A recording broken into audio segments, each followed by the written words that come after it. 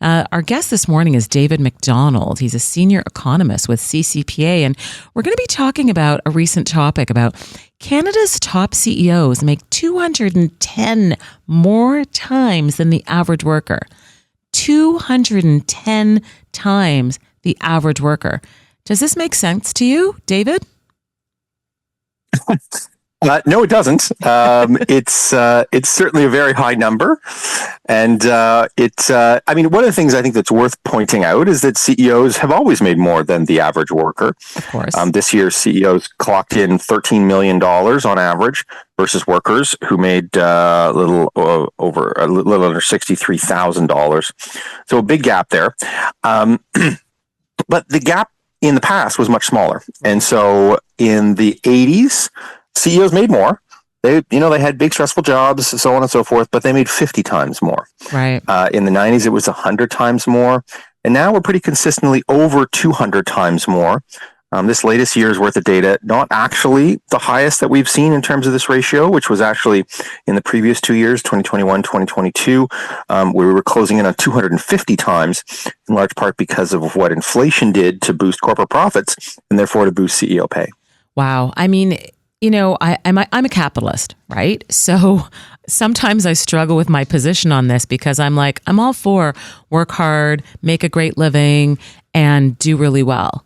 But on the same note, I don't like it when I see, so for example, if we look at Galen Weston, CEO of Loblaws, he makes $11.7 million. But meanwhile, some of his employees have to go to food banks to feed themselves. And stuff like that just makes me nuts. It's not that Galen needs to be taxed more, in my opinion. I just don't think he should get paid so much so that his workers can't feed themselves. I think that's where I feel that as a society, we've gone wrong a little bit. And that's one of the real issues with income inequality is when the company that you work for does well, when the economy does well, who benefits from that, right? Who gets higher pay as a result of that? Right. And also, when the company you work for does badly, when the economy does badly, who suffers from that? Well, and I think, sorry, go ahead. In both cases, it's you find that it doesn't really matter how the company does. CEOs always do well, and so hypothetically, one of the reasons why CEOs get paid this much is because their fates are tied to the fate of the company. And so if the company does well, they get a huge payday and bonuses. But if the company doesn't do well, then there's the possibility, this is the hypothetical possibility, that they would get wiped out, that they would get no bonuses that year. I should say that bonuses make up almost all CEO pay. They do get a salary, but it's quite small. Like of their 13 million, only one and a bit is salary and the rest is bonuses in essence. And so the idea is you link the CEO pay to bonuses. Those bonuses are tied to company performance, like profit margins and revenue and so on. If you hit those goals, then it's a huge payday. And that's absolutely what we saw in 2021 and 2022, the inflationary years, just an incredible payday for CEOs across Canada, because this was a once-in-a-lifetime opportunity for corporate Canada to raise prices. From our perspective as consumers, that was inflation. From their perspective, it was an incredible boon to profits, which drove bonuses for CEOs. Now, I think the flip side is well worth examining, and this is 2020. 2020 was not a good year. Not a good year in general for Canadians, and also not a good year for corporate profits. Corporate profits fell in 2020 because of all the lockdowns and the disruption and so on. And so you'd expect, if this theory was true, that some of the CEO bonuses would go down because, look, profits are down, so CEO bonuses go down. They actually went up a little bit compared to 2019, and you think, how is that possible? And what was fascinating was to watch this in real time of the theory versus the practice of how CEOs get paid. Well, and what we watched was CEO bonuses changed. They just changed the way the bonuses were calculated, and or they went to the government and said, "Look, we need a bailout. Give us extra funds. We're going to fail." And because their revenue stayed higher from government revenue, then they pay themselves bonuses anyway. But so this is the situation. I think that's the challenge, right? Is that, yes, they are bonusing themselves in good times and in bad. And perhaps maybe those bonuses should be shared amongst all employees. So all employees feel like they're working towards something that they could also get bonused for. Because I just feel like we're just going down this wrong path, right? When you've got people that can't feed themselves, they can't pay for a place to live in.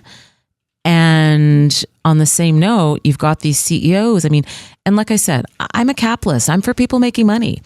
But do you need, I was looking at Tim Cook, the CEO of Apple. He makes over $74 million. Like, how much money do you really need, right? This is what I struggle with, you know? So I think in your article, you felt that they should be taxed at a higher margin. Can you talk about that a little bit? Yeah, I mean, one of the issues is not only do they get these extreme pay packages, but they get tax breaks. So this isn't even that they should get taxed more. It's that they get tax breaks on the type of income that they make versus the type of income that working folks make. So there's actually been some interesting movement on this file in terms of closing some of these tax loopholes. Stock options, for instance, if you were paid in stock options prior to 2021, you paid half the tax as if you'd been paid that exact same money in cash. And so that was called the stock option deduction, and it was capped in 2021. And as a result, we're actually seeing CEOs use a lot less stock options than they did prior to 2021 because this big sweetheart tax deal isn't there anymore that subsidized these insane pay packages. The other thing that changed just this year was the change in capital gains. So taxing capital gains more like working income. That went into place in June of this year. Well, hold on a second. Let me get to the interesting part here.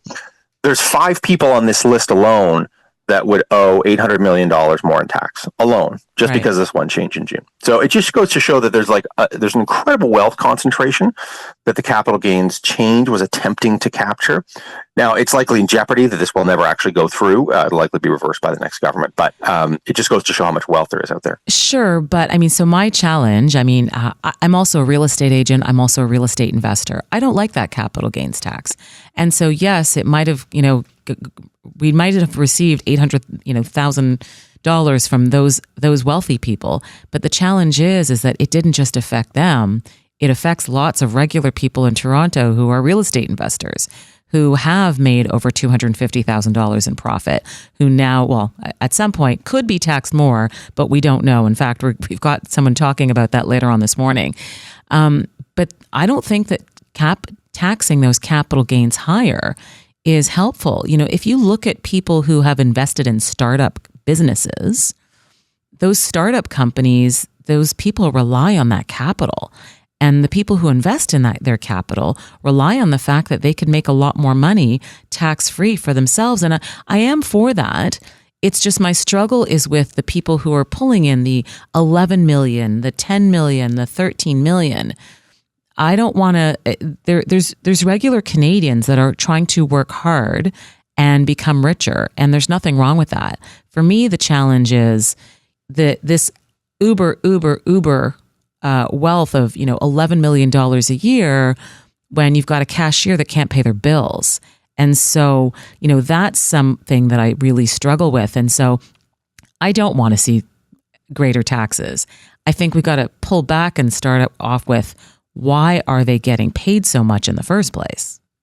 That would be my thought. Yeah, it's largely due to bonuses. And so the actual salary line that they receive is as I said earlier, a little over $1 million. And that's been pretty consistent over time. It's the bonus section that has really exploded, and that's really what's driving the gap. And bonuses here are either cash bonuses, stock options, or direct awards of stock. And these are the things that are they go up in good times and don't go down in bad times. Yeah. And when you have a situation like that, you end up with ever higher income inequality. And so the idea here is that somehow these folks merit these ever higher packages every year because they work harder, I guess, or something like that. That's not actually something that's borne out in the data. So one of the arguments for these insane pay packages are insane competition, right? You've got to get the best CEOs. It's a big international competition, and if you don't get the best CEOs, your company fails. That's a nice story, a nice fable, but it's not actually how CEOs are hired. Yeah. The reality is much more mundane. 76% of the CEOs on our list were not hired directly into the CEO chair. They were hired into a subordinate position and worked their way up. And on average, they spent 21 years with that company. So they spent half their career with a particular company, and at the end of their career, they made it to the top CEO chair. Now, I'm not saying that's a bad way to pick a CEO. It's probably a good way to pick a CEO, somebody who knows the company, somebody who knows the business lines, and so on. But it's not a big international competition. For the most part, the best person to run the company is the CFO, right? No, you're or one more person down the chain. And but that doesn't these big bonuses don't make sense in that regard, right? No, absolutely. I mean, you're absolutely right in that is, if you've got someone who's kind of worked their way up the leadership ladder and becomes the CEO, you probably actually don't need to pay them as much as some of these other people that you have parachuted in. But yeah, it's really a fascinating discussion. And, we've run out of time, David, but I just wanted to thank you so much for coming in. Maybe we'll pick up this discussion another time, but it's been great chatting with you. Sounds good. Thanks for having me. Thanks a lot. That was David MacDonald. He's a senior economist with the CCPA, and we've been chatting about how Canada's richest CEOs make 210 times more than the average worker.